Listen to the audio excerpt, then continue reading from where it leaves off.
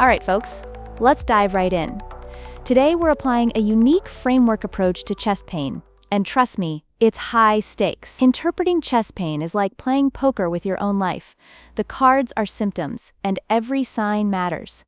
We want to start with phase 1, assess emergency. First off, is the patient sick? Look for those telltale signs like diaphoresis, those sweaty foreheads, and pallor, which is like someone has seen a ghost, right? If they're stable, you can take it down a notch, but keep your methodical thinking cap on. Wow, okay, that makes total sense. Like, if someone is sweating bullets, you should probably, act fast, right? I can imagine that being pretty intense. But wait, what if they're just nervous, like from a looming exam or something? Great question. It's important to differentiate between anxiety and real distress. Safety is key here. Monitor their heart rate, blood pressure, oxygen saturation. You want a clear picture. And remember, if they're chatting away with you, it doesn't mean you let your guard down. Think of it like a classic game of Who Wants to Be a Millionaire? Every question you ask narrows down the stakes.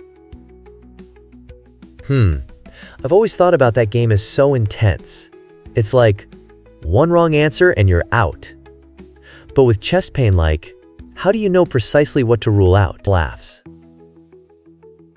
Exactly. You've got to rule out life-threatening conditions right away.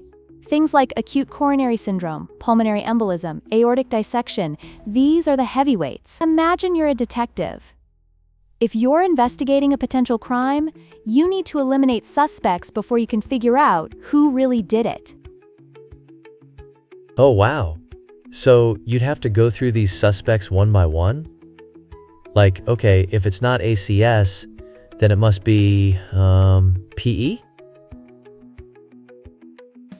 Yes, you've got it. It's a structured approach. Impression, safety, history, exam, differential, workup, and then reassess. Every step is crucial. It's almost like baking a cake. You can't just skip the eggs and expect it to rise, right? Right. If only life were that simple. So, moving on. In phase 2, how do we further refine the approach for chest pain? Laughs. We keep monitoring for distress and respiratory effort. The protocols are the same. Monitor vitals, establish IV access, provide oxygen if they're hypoxic, and perform an ECG within 10 minutes. Here's a nugget of wisdom. Think about it like tuning a car. Getting those diagnostics right can mean the difference between a smooth ride or, well, a breakdown on the highway. Wow, that's a great analogy. So if you see signs of ACS, do you, like, activate this cath lab thing? You bet. If it's a STEMI, you're activating the cath lab faster than a race car on a track. But if the ECG comes back normal, you continue with serial ECGs and troponin tests. It's all about staying 3 steps ahead, you know? That sounds super fast-paced. So, like, what if you suspect a pulmonary embolism? How do you approach that? For PE, assess the risk using Wells criteria. Imagine it like a checklist before you board a plane. If you don't check the essentials, you could be headed for turbulence. D-dimer or imaging will come into play if their risk is significant. I get that. I mean, everyone hates turbulence, right? Just like having severe chest pain. So, what if it's an aortic dissection? What should you be looking for? Oh, good catch! Watch for tearing pain and unequal blood pressures. It's like trying to split a log, can create some dramatic differences in tension, and you definitely don't want to anticoagulate if you suspect that. Imaging is crucial. Oh man, I feel like I'm on the edge of my seat with this. Like, what about other conditions? What else should we consider? Oh, there are several subtle conditions. Think of it as a cat-and-mouse game. For tamponade, look for hypotension, JVD, and muffled heart sounds. For tension pneumothorax, listen to the clinical diagnosis. And esophageal rupture?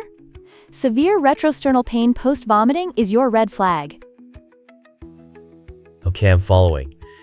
It's like these symptoms are different clues leading to the criminal or the emergency, right? Precisely. In the end, it's all about gathering the focused history, vital signs, and assessing any abnormalities during the examination. It's your roadmap, no GPS needed. Whoa, that just clicks. But what about the diagnostics? Like, what tests should we prioritize? Essential tests include serial ECGs, troponin levels, and CXR. You want to track those changes and keep your lab work aligned with clinical suspicion. Just think of it as piecing together a complex puzzle. Each piece counts. Oh, wow, like a detective with clues. So, after all this, how do you treat them? I mean, do you just give them aspirin and call it a day? Laughs. Haha, not quite. For STEMI, you initiate reperfusion therapy plus medications. For NSTEMI, start anticoagulation and evaluate risk. And yes, always keep safety as your priority as you decide whether to admit or discharge.